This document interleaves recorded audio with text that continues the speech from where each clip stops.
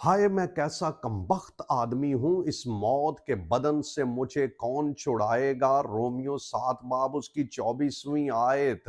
Bible مقدس کس شخص کو کم بخت یا بدقسمت قرار دے رہی ہے؟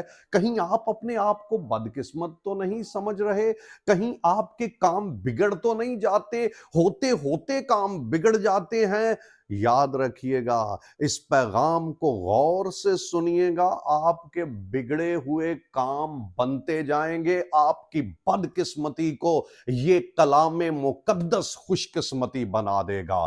بائبل مقدس میں بدقسمتی کیا ہے؟ اور پالوس اس شخص کے لیے 7واں باب لکھ رہا ہے جس نے ابھی نجات نہیں پائی، یسوع کے ساتھ جس کا ٹکراؤ نہیں ہوا، اس کے لیے وہ کہتا ہے، ہائے میں کیسا کمبخت آدمی ہوں، اس موت کے بدن سے مجھے کون چھڑائے گا؟ اور 8واں باب شروع کرتے ہوئے کہتا ہے، پس اب جو مسیح یسوع میں ہیں ان پر سزا کا حکم نہیں۔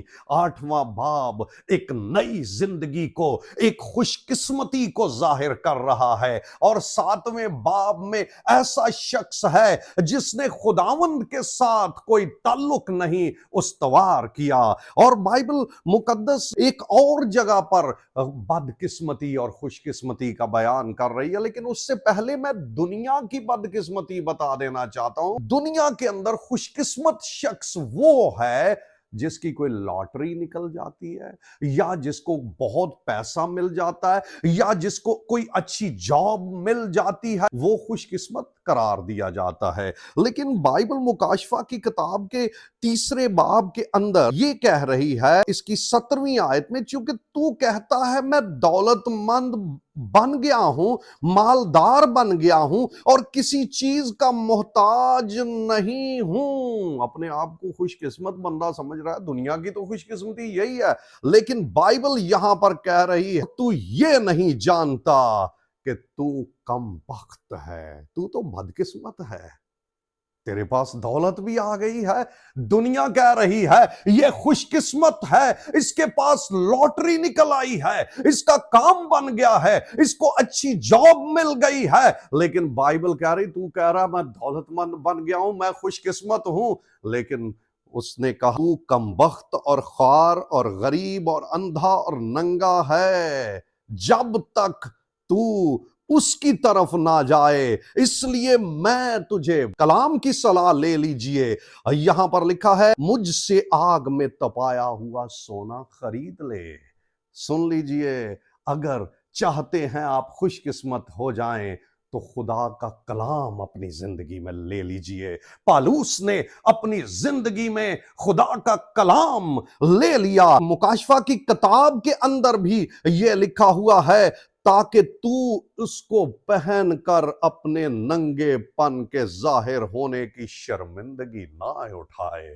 یاد رکھیے، خوش قسمت بن جائیں گے۔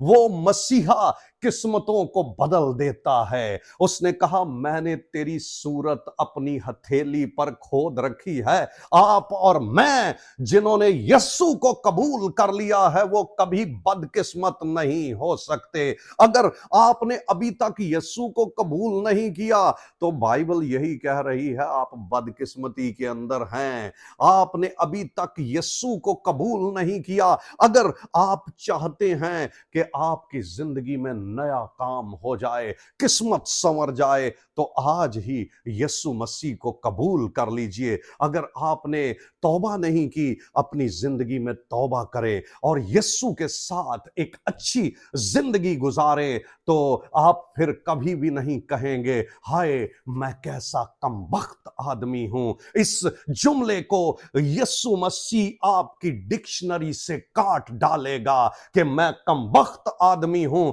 بلکہ آپ کہیں گے، جب سے مجھے وہ مل گیا ہے، اس نے میری زندگی بنا دی ہے۔ ہر آنے والا دن ایک ایماندار کے لیے، میرے عزیزو سن لیجئے، بڑا خوش قسمت دن ہوتا ہے۔ آنے والا ہر برس آپ کے لیے پچھلے سے بھی اچھا آئے گا۔ ایمانداروں کے لیے ہر ایک آنے والا دن خوبصورت ہے۔